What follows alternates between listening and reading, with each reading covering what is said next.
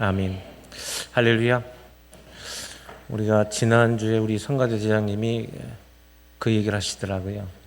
찬양이 끝나고 나서 우리 성도님들이 박수 쳐주는데, 사실 생각을 해보니까 우리를 격려해주는 박수, 또 하나님께 영광 돌리는 박수, 이 두 가지가 박수였는데, 우리 성가대도 하나님께 영광을 돌려야 되겠다.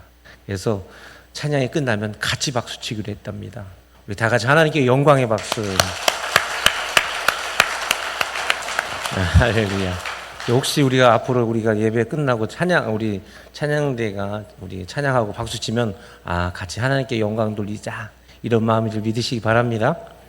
참 좋아요. 오늘 말씀은 질문으로 한번 시작해 볼게요. 여러분들은 부활을 믿습니까? 여러분 자신도 부활할 걸 믿습니까? 그래요? 그 부활이 뭐죠? 아멘은 편한데 그 답을 하니까 조금. 부활이 뭐예요?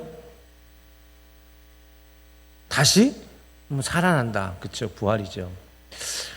그럼 한 번 더 우리가 말씀 준비하면서 그런 생각 갑자기 들더라고요. 몇 살로 부활할 것 같아요? 몇 살로 부활할 것 같아요? 몇 살로?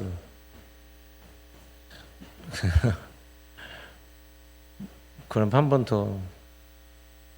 몇 살로 부활하고 싶으세요? 몇 살로 부활하고 싶으세요? 집에 가서 가족들과 한번 얘기하세요.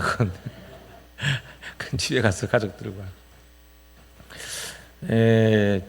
부활은 신비하죠. 신비롭죠. 사람이 죽는데 살아난다는 그 이야기가, 산다는 이야기가 신비로운 이야기인데, 우리 기독교는, 우리 크리스찬들은 부활을 믿습니다. 부활을 믿는다는 것, 우리가 교회를 나오면 예수를 믿는 건데, 사실은 한 인간 예수를 믿는 게 아니죠. 예수님이 나를 대신해서 십자가를 지시고 그분이 부활하심으로 우리 모두가 다 예수님처럼 부활한다는 그 놀라운 하나님의 역사를 믿는 거죠. 할렐루야. 그래서 우리는 사실을 예수를 믿는다고 교회를 나오기 때문에 우리는 다른 어떤 종교와 달리 부활신앙을 가지고 있어요. 부활을 믿느냐? 아멘이라고 말하죠. 그래서 우리는 부활이 무엇인지를 명확하게 알아야 돼요. 우리가 막연히 우리는 죽으면 부활, 그래서 돌아가신 분한테 위로하면서 다 부활해서 하나님 나라 가니까 걱정하지 마, 이런 식으로 주로 우리는 위로하는 표현을 쓰게 되고, 여기 계신 분들은 지금 부활을 현재적으로 느끼며 살아가는 사람들은 거의 없어요. 그냥 부활 신앙하면 돌아가신 분들을 위해서 하는 말, 혹은 부활절 때나 하는 이야기지, 오늘 이 자리에 계신 분들이 내가 오늘 현재 부활을 느끼며 살아가지는 않는다고요. 대부분 그런데, 근데 사실은 우리가 부활 신앙, 부활을 믿는다고 한다면 이 순간 이 자리에서 우리는 부활이 우리의 삶에 현실적으로 느껴져야 된다고요. 왜? 우리는 그걸 믿으니까. 그걸 안 믿는다면 모르지만 그걸 믿는다면 그걸 우리가 현실적으로 우리의 삶에 느껴지고 인식하며 살아야 되는 거죠. 그래서 오늘 말씀이 바로 그 이야기를 할 거예요. 오늘 현재 나에게 부활이 뭔가. 그래서 오늘 우리 이 자리에 있는 우리 청년들, 그리고 우리 청소년들, 그리고 내가 오랫동안 신앙생활을 하는데 내가 부활이 정말 뭘까를 정확하게 모르는 분들은 오늘 말씀을 통해서 우리가 믿는 부활 신앙이 뭔지를 정확하게 알 수 있기를 주의 이름으로 바랍니다. 먼저 오늘 23절 말씀을 한번 읽어봅시다. 23절 시작. 부활이 없다는 사두개인들이 그날 예수께 와서 물어 이르되. 지금 우리는요, 예수님의 고난주간의 셋째 날, 화요일 날입니다. 아직 거기에 머물러 있는데, 이 셋째 날에 예수님은 제자들과 또 성전에 갔다가, 이 둘째 날 성전에 가서 막 난리치고, 그 다음에 그러니까 화요일 날 들어가니까 너가 도대체 뭐냐, 이렇게 싸움이 엄청나게 있어서 많은 가르침과 논쟁이 있었기 때문에 이날에는 예수님의 말씀이 매우 하나하나가 중요해요. 왜냐하면 대부분 다 종말론적인 얘기란 말이에요. 근데 중요한 메시지였고, 그 첫 번째 대결이 이 산헤드린 공회원들과의 이 첫 번째 논쟁이었죠. 너의 권위, 엑수시아라겠죠. 넌 도대체 뭔데? 네가 뭔데 가르쳐? 라고 했을 때 예수님은 세 가지 비유를 말씀하셨죠. 세 가지 비유. 예수님은 하나님의 아들 상속자라는 이야기를, 그리고 그 아버지의 뜻을 이루기 위해서 십자가를 지고 가는 것임을 이야기하고 있지만, 당시에 이 산헤드린 공회원들이나 예수님을 따르는 제자들이나 이 말은 무슨 말인지 몰랐어요. 시간이 지나고 나서야 그게 그거였구나 라는 것을 알게 된 겁니다. 그리고 두 번째는 우리가 지난 시간이죠. 바리새인들이 자기들과 대척점에 있는 헤롯 당원들과 함께 당시의 최고의 논쟁이었던 세금을 가지고 예수님께 함정을 팠던 거죠. 이 세금 논쟁 가지고 이렇게 대답하면 너희들이 공격하고, 이렇게 대답하면 우리가 공격하자, 이런 식으로 예수님께 공격을 했던 것이었습니다. 근데 이 세금 논쟁에서 예수님은 뭐요? 하나님의 것은 하나님께 바치라 라는 이야기, 돌려놔라 라는 중요한 이야기. 그러니까 우리 모든 믿음의 사람들이 하나님께로 돌아가야 한다는 중요한 메시지가 이 속에 담겨 있는 것입니다. 이런 연결점, 계속 이런 연결점이 오늘 말씀, 그 다음의 말씀도 바로 이렇게 예수님께서 말씀하시는데, 산헤드린 공회원, 그 다음에 이 바리새인 헤롯 당파, 그리고 오늘은 사두개인들, 주로 제사장 계열에 있던 사람들이, 이 사두개인들이 나타나게 나는 장면입니다. 이들은 바리새인들과 아주 대척점이 있었어요. 이들은 같은 유대인들이면서 바리새인들과 경쟁 관계에 있었고요. 이들은 만나면 늘 싸워요. 늘 싸웁니다. 대표적인 말씀을 한번 볼게요. 사도행전 23장 7절 8절입니다. 시작. 그 말을 한즉 바리새인과 사두개인 사이에 다툼이 생겨 무리가 나누어지니 이는 사두개인은 부활이 없고 천사도 없고 영도 없다 하고 바리새인은 다 있다 합니다. 사두개인들은 부활을 믿지 않아요. 그리고 천사나 영에 대해서 부인합니다. 이들은 오직 현실밖에 없어요. 사두개인들은 주로 제사장들도 있고 하나님께 예배하고 제사 드리는 사람들인데, 이 사람들은 오직 현실밖에 없어요. 현실. 근데 바리새인들은, 이들은 어디서부터, 이 바벨론 포로기 때부터 성경을 아주 열심히 연구하면서 학파가 만들어지게 되고, 그래서 이들은 부활의 신앙이 가지고 있었어요. 바울이 3차 전도 여행을 끝나고 와서 예루살렘 성에 왔을 때 뭐냐? 부활 이야기 가지고 가르치다. 그러니까 서로 논쟁이 돼서 싸움이 났던 이야기가 바로 이 이야기입니다. PPT를 한번 볼까요? PPT 지난 우리 마태복음 16장에서 한번 얘기했던 건데요. 바리새인과 사두개인은요, 근본적 차이가 있습니다. 신학적으로 보면 바리새인들은 율법과 그리고 부활, 천사 이 모든 것을 믿습니다. 반면 사두개인들은 오직 율법서만 믿는 거예요. 모세오경, 창출, 레민신 요 5가지만 믿습니다. 그런데 이 바리새인들은 그 이후에 성문서들 그리고 예언서들을 다 인정하죠. 다 인정하는데 사두개인들은 오직 율법서만.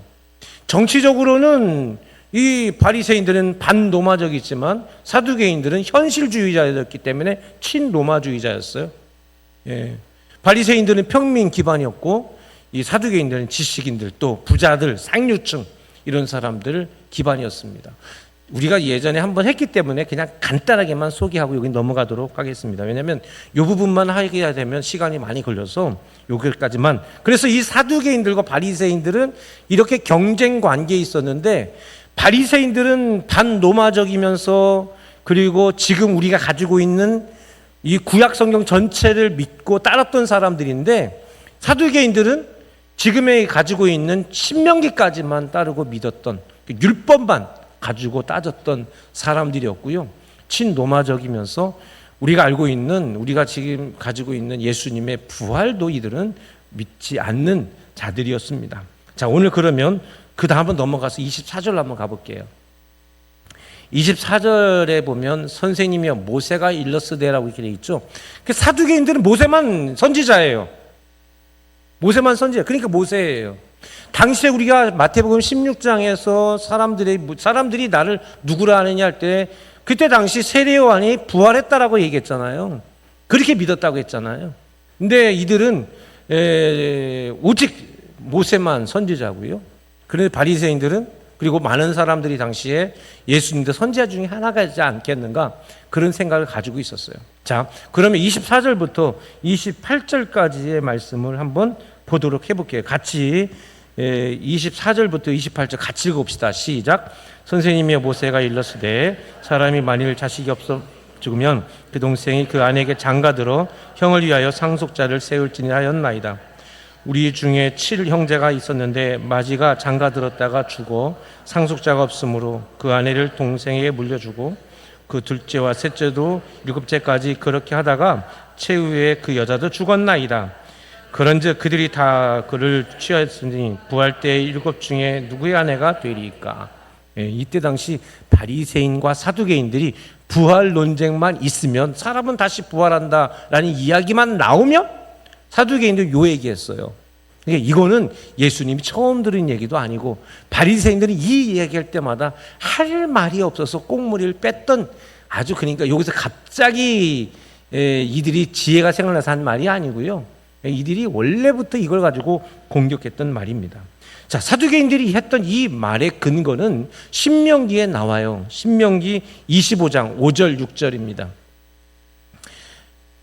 신명기 25장 5절 6절 시작. 형제들이 함께 사는데 그 중 하나가 죽고 아들이 없거든 그 죽은 자의 아내는 나가서 타인에게 시집가지 말 것이요 그의 남편의 형제가 그에게로 들어가서 그를 맞이하여 아내로 삼아 그의 남편의 형제된 음유를 그에게 다할 것이요 그 여인이 낳은 첫 아들이 그 죽은 형제의 이름을 잊게 하여 그 이름이 이스라엘 중에서 끊어지지 않게 할 것이니라. 이 말씀이에요. 이거를 우리가 대표적으로 계대 혼인법, 계대 결혼법이라 부릅니다. 계대 혼인, 계대 결혼. 이게 무슨 말이냐면 형제들이 있는데 가족들이 있는데 마지가 중요한 거예요. 큰 아들이 과거에도 그렇고 지금이야 많이 달라졌지만 이때 당시는 큰 아들은 집안에 대를 잇는 사람이에요. 제일 중요한 사람입니다. 이 큰 아들이 있는데 결혼했어요. 결혼을 했는데 이 사람이 결혼했는데 아들이 없이 죽은 거예요. 딸은 있을 수 있어요, 없어요? 딸은 있을 수 있죠. 딸은 있을 수 있어요. 딸을 10을 낳든 20을 낳든 하여간 아들이 없어 죽을 때예요. 딸이 없어서 죽는 건 딸이 태어났었던 건 아무런 의미가 없어요. 저를 그렇게 쳐다보지 마시고 제가 한 얘기가 아니라 옛날은 그렇게 봤다 이겁니다. 저는 딸이 제일 좋습니다만. 하여간 그랬어요. 아들이 없어 죽었어. 그러면 그랬을 때는 반드시 그 동생이 그 형수를 통해서 누가 태어나 아들을 반드시 낳게 해야 되는 겁니다. 이게 계대 혼인법, 계대 결혼법이에요. 이게 법제화됐고 이렇게 만들어 놨습니다. 지금 생각해 보면 이게 도대체 뭐야? 라고 말할 수 있지만 다시 말씀드리지만 이 말씀이 예수님 당시는 우리나라 아직 삼국시대는 시작도 되기 전이에요. 엄청난 고대 사회예요. 그렇기 때문에 그 고대 사회에 이런 법이 있는 것 자체만 가지고도 굉장히 선진국이에요. 지금 우리가 봤을 때는 이게 말이 돼라고 하겠지만 이때 당시는 엄청나게 선진적인 법을 가지고 있는 거예요. 우리가 후진국 가서는 보면 이 나라는 왜 아직도 이래 싶잖아요. 근데 그 나라 봤을 때 우리가 그 나라 사람들 우리나라 오면 얼마나 대단하다 싶잖아요. 그 정도로 대단한 법을 이때 가지고 있었던 것이 바로 이 계대 혼인법을 가지고 있는 겁니다. 왜 그러면 계대 혼인법을 제정했느냐? 2가지 이유가 있습니다. 하나는 반드시 대를 잇게 하는 거였어요. 대를 잇게 하는 것이 중요한 거였습니다. 대를 잇게 하는 것은 고대에서 가장 중요한 것으로 여겼고요. 또 하나는 뭐냐면 출애굽기에 보면은 그 이스라엘 백성들이 애굽에서 나올 때 10가지 재앙이 있었지만 그 마지막 재앙이 장자의 죽음이잖아요. 장자의 죽음이라는 것은 그 나라 민족이 끊어졌다는 얘기예요. 고대 사회 속에서는 장자가 죽는다는 것은 뭐가 끊어졌다는 얘기냐? 그 가문이 끝났다고 보는 거예요. 이때 당시는 이 나일강 유역과 그 또 메소포타미아 문명의 지역의 사람들은 장자가 죽으면 그 대가 끊어졌다고 생각하는 겁니다. 굉장히 위험한 상황에 이르게 된 거예요. 대를 잇지 못하게 되면 가문이 끊어진 것뿐만 아니라 문제는 뭐예요? 그 집의 모든 소유권도 바뀌어지게 되는 거예요. 소유권도. 토지가 이게 아버지가 아들 없이 죽어버리면 그 딸들도 있고 부인도 아내도 있는데 자기 재산이 다 한순간에 없어져 버려요. 이게 내 거 아니에요. 여자권은 없어요. 이게 다 날아가 버리게 되는 겁니다. 그러다 보니까 문제가 뭐냐면 전쟁이 났거나 이래서 남자가 죽거나 했을 경우들이 너무나 많았기 때문에 그러면 이 집의 재산이 한순간에 다 날아가 버리거나 누가 빼앗아가거나 이렇게 문제가 되기 때문에 이 구약 성경에서 한 가문의 토지는 반드시 그 가문만 갖게 했단 말이에요. 그래서 뭐예요? 빈익빈 부익부가 만들어지지 않고 모두가 골고루 잘 살 수 있는 그런 나라를 만들려고 했던 것이 하나님의 생각이셨어요. 모두가 다 잘 살 수 있게, 그 가난이 대물림되지 않도록 하게 만들어놔서 나중에는 내가 가난해서 땅을 팔았지만 나중에는 반드시 그 땅을 돌려줘야 되는 거예요. 왜? 땅은 반드시 하나님 것이라 그 가문이 책임지게 돼 있었던 거예요. 그래서 대를 잇게 해주게 해서 그 집뿐만 아니라 이 토지까지도 자손 대대로 이어주는 거예요. 끊어지면 안 되는 거예요. 그런 사회복지적인 것과 정책적인 것이 이 속에 들어 있습니다. 두 번째는 뭐냐면 다시 말씀드리지만 당신은 여성은 자체로 존재할 수가 없습니다. 여성은 소속돼 있는 거예요. 소유권이 누구에게 있느냐는 거예요. 결혼하기 전에는 아버지 것이고요. 결혼하면 남편 겁니다. 이런 건 아멘 안 하죠. 그죠? 옛날에 그랬다고요. 내가 한 얘기가 아니라 옛날에 그랬다고요. 그랬었어요. 근데 만약에 남편이 죽어버리면 이 여자는 소유권이 어떻게 되는 거예요? 자기 소유권이 갑자기 없어지게 돼요. 내가 아무것도 아닌 존재가 되다 보니까 뭐 할 수 없어요? 생계를 유지할 수가 없게 되는 거예요. 생계를 유지할 수가. 내가 생계를 유지하려면 누군가에게 소속되지 않으면 안 되는 겁니다. 그러니까 할 수 없이 누군가에게 소속되다 보니 뭐예요? 몸이 팔려나가는 경우가 많아요. 비극적으로. 그래서 한 집안이 잘 살다가 그냥 잘 있는 여자가 그 집의 딸들이 그냥 할 수 없이 몸을 팔린 여인들이 되는 경우, 이런 비극적인 것들이 이 고대 사회는 너무 많았습니다. 그래서 결국에 그러니까 이집트나 이 메소포타미아 문명에 있던 나라들의 여자들이 대부분 다 그랬어요. 그러다 보니까 하나님께서 새로운 나라에 들어갔을 때 여성들이 그런 곤란을 겪어서는 안 돼. 절대로 이러면 안 돼. 그래서 뭐예요? 이렇게 대리 있게 해서 그 아들이 있기 때문에 나 아들이 있어. 그러니까 이 여자도 이 딸들도 다 뭐예요? 자기들의 존재, 직업, 생활을 할 수 있도록 그 가정을 지켜주는 거였습니다. 사실은 그렇게 가정을 지킬 수 있는 그런 법을 만드는 것이 계대 혼인법, 불행이 악순환되지 않도록 하기 위해서 바로 이런 법을 만들게 됐는데, 이 고대 사회에서 이런 법을 가지고 있었다는 것은 어마어마한 선진국이란 뜻이에요. 지금 우리가 봤을 때는 말도 안 돼라고 하겠지만 그때 당시는 여성을 존중한다는 것 자체가 대단한 거였어요. 여성을, 아니 남자, 지금도 무슬림은 여성은 남자의 소유잖아요. 그렇죠? 아직도 다른 나라에 가면 여성들은 운전도 할 수 없고요. 밖에 혼자 돌아다닐 수도 없어요. 누군가 반드시. 그래서 아들을 데리고 다녀요. 아들을 왜 데리고 나가요? 아들이 없으면 여자 혼자서 엄마도 못 돌아다닐 정도로 그렇게 사회가, 그런 사회가 많습니다. 그래서 이 법을 만들었는데 사두개인들은 이 법을 교묘하게 이용하는 거예요. 신명기에 나와 있기 때문에. 뭐냐면 자 24절에 보면, 오늘 보면 24절에 이렇게 돼 있죠. 만일 자식이 없어 죽으면 그 동생이 그 아내에게 장가들어 형을 위하여 상속자를 세울지니라라고 되어 있습니다. 상속자를 세운다. 이거는요, 이렇게 성경에 써서 이렇게 되어 있지만 원어를 그냥 풀어보면 좀 야한 얘기예요. 상속자라는 말은 남자의 정액을 말하는 겁니다. 스페르마 이렇게 되어 있습니다. 세우다는 말은 뭐냐면 아나스테세이 이렇게 되어 있습니다. 누워있는 자를 일으키다. 남자가요.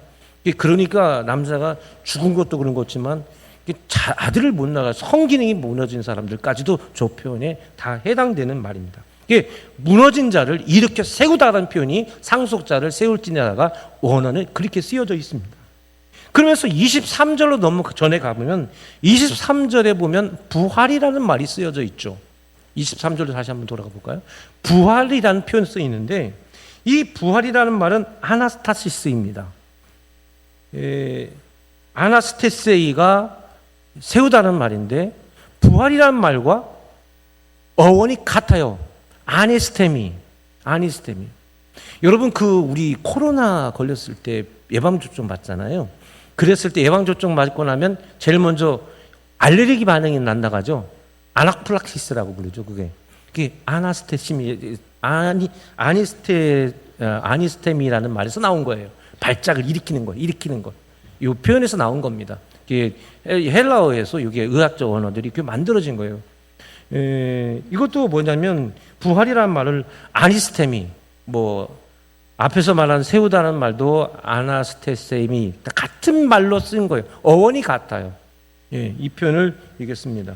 그러니까 후사가 없어서 감을 일으켜 세우는 이 계대 혼인과 몸을 일으켜 세우는 부활, 이게 다 같은 단어 아니스테미로 시작된 말이에요. 아니스테미. 그런데요, 우리가 좀 전에 신명기를 읽었잖아요. 신명기를 읽었는데 거기에 보면 신명기 25장 6절 다시 한번 돌아가 봅시다. 25장 6절 가보면 이렇게 돼 있어요. 죽은 형제의 이름을 잊게 하다가 바로 뭐냐면 아니스테미를 써줘야 되는 거예요. 근데 이것이 히브리어니까 헬라어 다르잖아요. 근데 이 성경이 나중에 마소라 테스트라 해가지고 다 헬라어로 바꿔요. 구약 성경도. 그랬을 때 이 헬라어에서 이 잊게 하다는 표현을 이 아나스테미를 안 쓰고 뭘 쓰냐면 카타스타테세타이라고 써 있습니다. 이게 무슨 말이냐면 임무를 맡다라는 뜻이에요. 임무를 맡다. 이게 무슨 말이냐면 이 말, 즉 신명기 26장 5절 6절의 말, 25장 5절 6절의 말씀은 계대 혼인의 의미가 가족이 가족을 책임을 지고 그 가정을 맡아줘야 된다.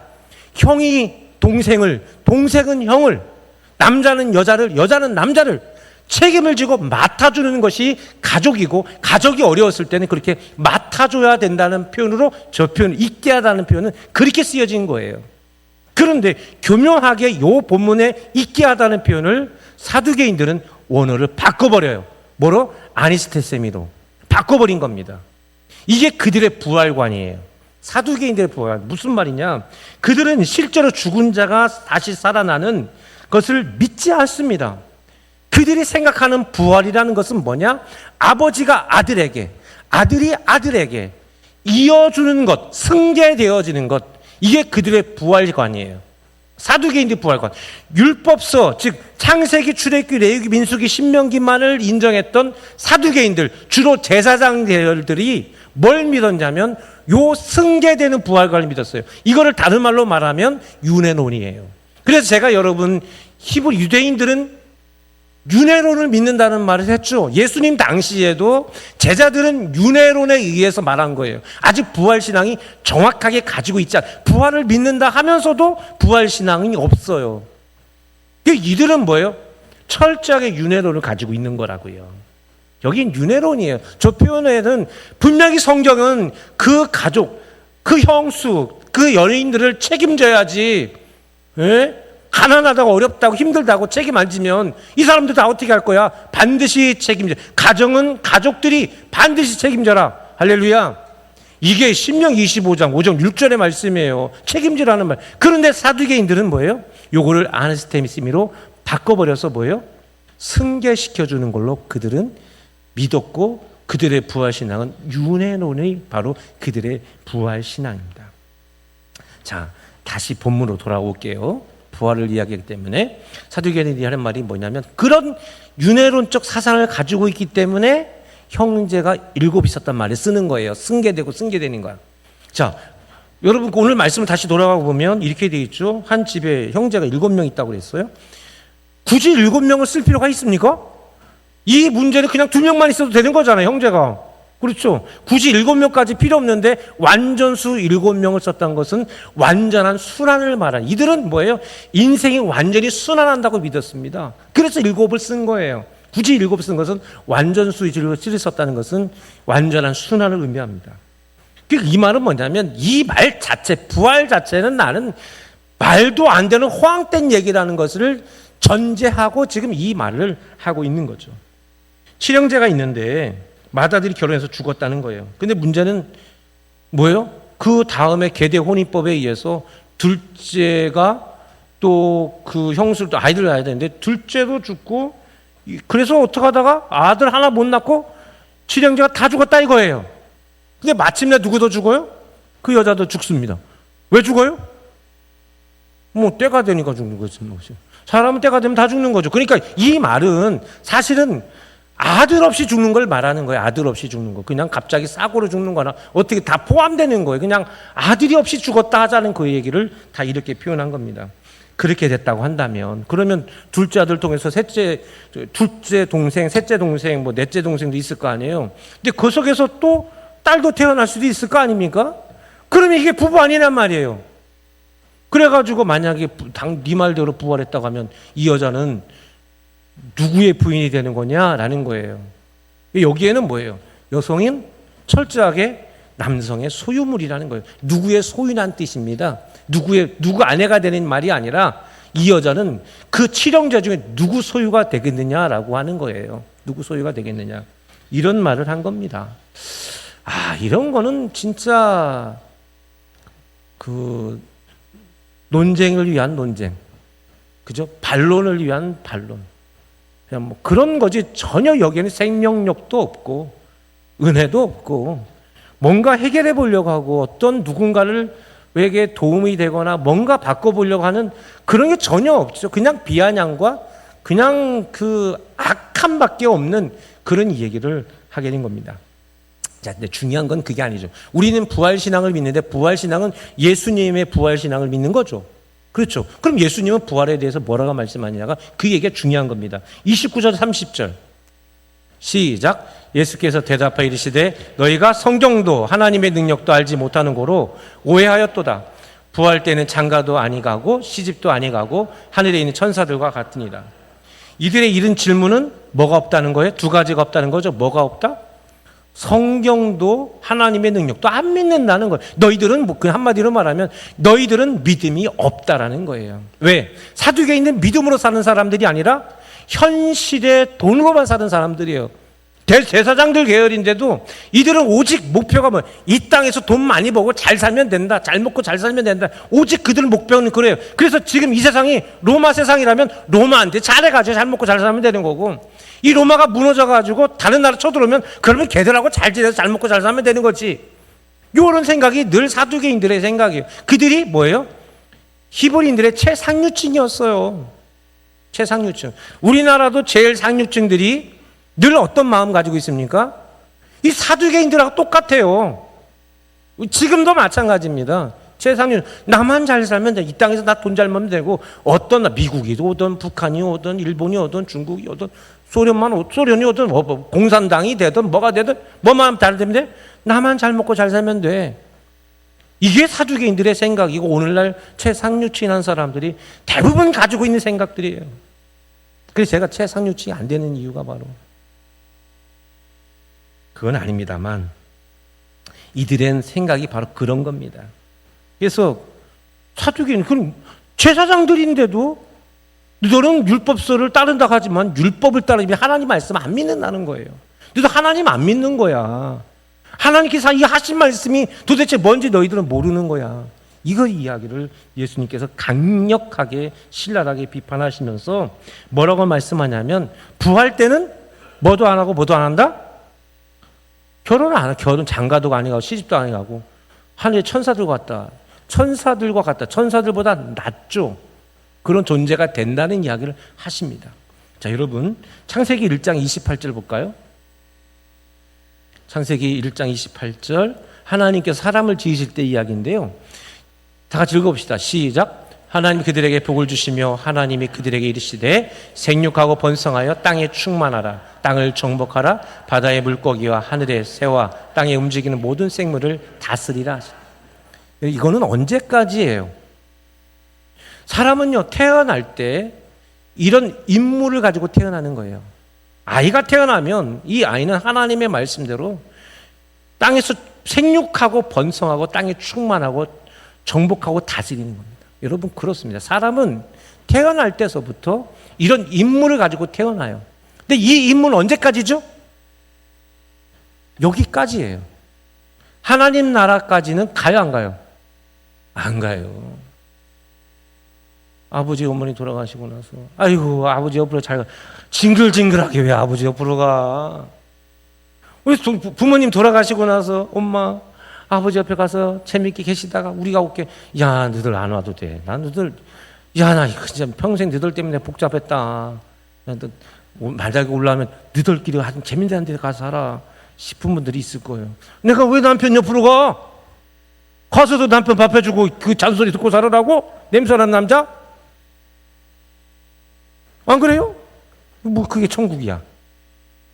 그건 이 땅에서까지만 해요. 하나님 나라는 부부가 없는겨. 그렇죠? 부부라는 것, 남자라는 것, 여자라는 것, 부부라는 것, 한국이라는 것, 백인이라는 것, 흑인이라는 것, 뭐 황인종이라는 것, 그건 이 땅에서 해요. 충청도 사람, 전라도 사람, 경상도 사람 천국 가서 사투리 쓰는 줄 알아요? 미안합니다만 그런 거 없는 거야. 천국에는 그런 게 있다 없다 그런 거 아니라는 거예요. 그건 이 땅에서 땅을 충만하고 번성하고 하기 위해서 우리는 이런 언어를 쓰고 이런 피부색을 가지고 있고 이런 키를 가지고 있고 이런 모양을 가지고 살아가는 거예요. 이 땅에 최적화된 게 이제 몸입니다. 하나님의 나라는 그런 게 아니라는 것입니다. 천국은 뭐냐? 천국은 뭐냐? 인간 세상에 묶이지 않는 겁니다. 할렐루야. 지금 우리가 가지고 있는 생각으로 천국을 생각하면 된다 안 된다? 안 된다는 것을 말하고 있습니다. 그 사두개인들이 지금 하는 이야기들은 철저하게 불신자들의 이야기고 오늘날 이 세상을 살아가는 모든 불신자들은 다 이런 생각 가지고 있는 거예요. 이 땅에서 연결되어지는 어떤 세상, 그게 죽음, 사후를 이렇게 생각하는 거예요. 그래서 대부분 부활신앙이 없는 사람들은 다 무슨 생각을 가지고 있는 거예요? 윤회론을 가지고 있는 거예요. 또 다른 어떠한 모양으로. 그러니까 제가 처음에 물었듯이 몇 살로 다시 부활하고 싶어? 이건 윤회론이에요. 집에 가서 당신이 몇 살로 다시 부활하고 싶어 물어보면 돼요 안 돼요? 그럼 물어보지 마. 그건 윤회론. 우리 기독교 신앙이 아니에요. 전혀 아니에요. 할렐루야. 성경도 모르고 하나님의 능력도 모르는 것. 그럼 우리의 부활 신앙이 뭘까? 우리가 믿는 부활, 그게 도대체 뭘까? 이것을 우리가 명확하게 이제는 알아야 되겠습니다. 그것을 알기 위해서는 단서가 누가복음에 있어요. 평행구 누가복음 20장 37절 38절. 다 같이 시작. 죽은 자가 살아난다는 것은 부활이죠. 죽은 자가 살아난다. 이게 부활이에요. 그 이어서 읽어봅시다. 시작. 모세가 가시나무 떨기에 관한 글을 수역해서 아브라함의 하나님이요 이삭의 하나님이요 야곱의 하나님이시다 칭하였더니 하나님은 죽은 자의 하나님이 아니요 살아있는 자의 하나님이시라. 하나님에게는 모든 사람이 살았느니라. 아멘. 자, 여러분, 예수님께서요 하신 부활의 이야기가 정답이에요. 그렇죠? 예수님께서 자 부활이란 이런 거야 하시면서 모세가 가시나무 떨기에 관한 글에서라고 되어 있죠. 그 무슨 말이에요? 모세가 가시나무 떨기 가운데 하나님 만난 그 사건을 이야기하는 거죠. 그럼 우리가 거기로 한번 가봅시다. 출애굽기 3장 15절 16절 시작. 하나님이 또 모세에게 이르시되 너는 이스라엘 자손에게 같이 이르기를 너희 조상의 하나님 여호와 곧 아브라함 하나님 이삭의 하나님 야곱의 하나님께서 나를 너희에게 보내셨다 하라. 이는 나의 영원한 이름이요 대대로 기억할 나의 칭혼이라. 너는 가서 이스라엘 장로들을 16절 시작. 너는 가서 이스라엘 장로들을 모으고 그들에게 이르기를 여호와 너희 조상의 하나님 곧 아브람과 이삭과 야곱의 하나님이 내게 나타나 이르시되 내가 너희를 돌보아 너희가 애굽에서 당한 일을 확실히 보았노라. 이게 부활신앙이라는 거예요. 예수님이. 이게 도대체 무슨 말이지? 하나님께서 모세를 불러서 이스라엘 백성들이 애굽에서 탈출시킬 때 모세를 보낼 때 얘기예요. 근데 뭐냐면 나는 너를 보내는 사람 모세, 너를 도대체 내가 뭐 때문에 내가 가서 나는 뭡니까? 라고 물으면 너를 보내는 사람은 보낸 자가 누구냐? 아브라함 하나님, 이삭의 하나님, 야곱의 하나님이다 라고 말하라는 거예요. 그러면 그 하나님께서 왜 보내는 겁니까? 출애굽기 2장 24절 이유가 있어요. 출애굽기 2장 24절 시작. 하나님이 그들의 고통 소리를 들으시고 하나님이 아브람과 이삭과 야곱에게 세운 그의 언약을 기억하사. 모세를 선택해서 보내는 이유는 아브라함과 이삭과 야곱과 했던 약속을 기억해서 지금 너를 보내겠다는 거예요. 자, 여러분 여기 잘 들으세요. 저를 보세요. 저를 보세요. 저를 보시라. 고개 들고 있으면 저를 보세요. 이게 중요한 얘기예요. 여기서부터 앞에 잃어버린 요거서부터 기억을 꼭 하셔야 됩니다. 여러분, 우리가 어떤 계약을 해요. 예? 누가 계약을 합니다. 계약을 하는데 당사자 간에 계약을 하죠. 당사자 간에 계약을 하는데 만약에 이 두 사람들 중에 한 사람이 죽으면 이 계약은 어떻게 되는가요? 이 계약은 무효가 됩니다. 왜요? 내가 누구와 계약했으니까. 그 사람하고 계약했으니까.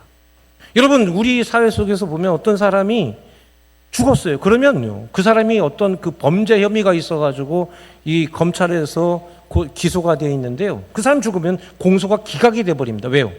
당사자가 죽었기 때문에 이건 더 이상 할 수가 없다라는 거예요.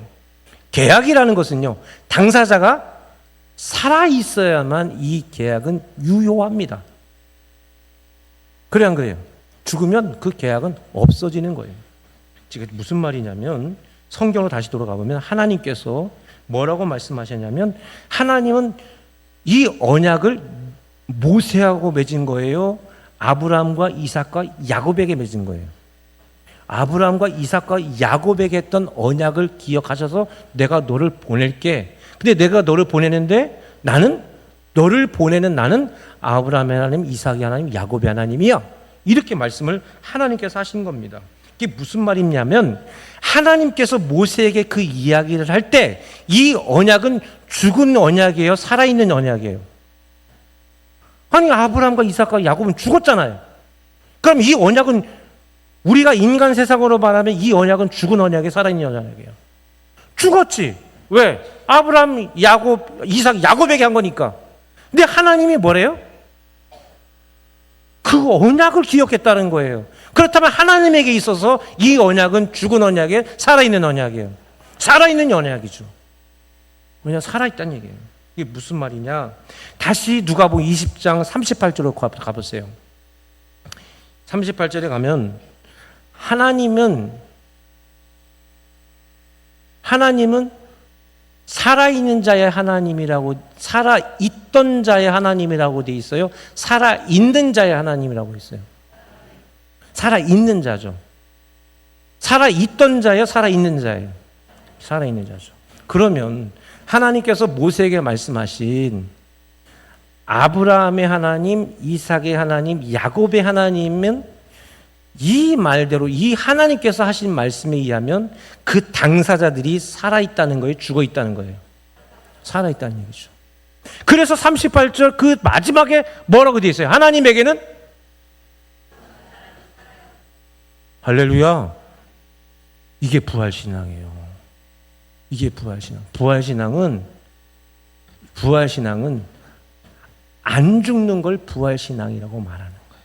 할렐루야. 하나님에게서, 즉 하나님을 믿는 사람은 죽는다, 안 죽는다? 안 죽는 게 부활신앙이에요. 할렐루야. 이걸 기억하세요. 하나님을 믿는 사람, 하나님과 언약을 맺은 사람은 영원토록 그 언약이 끊어져요, 안 끊어져요?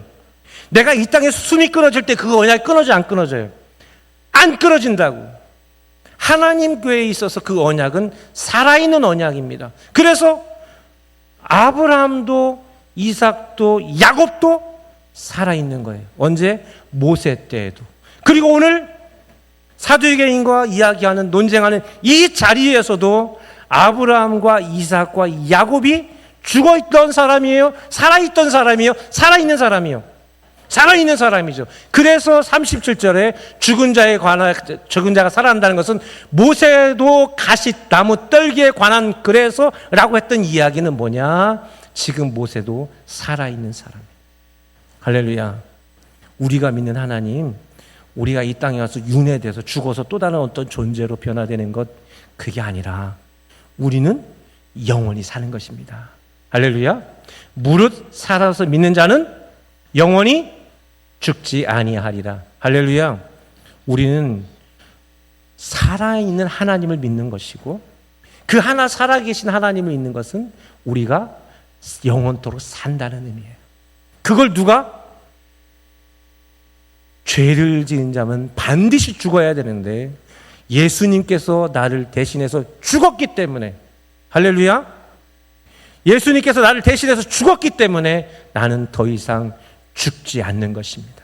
할렐루야.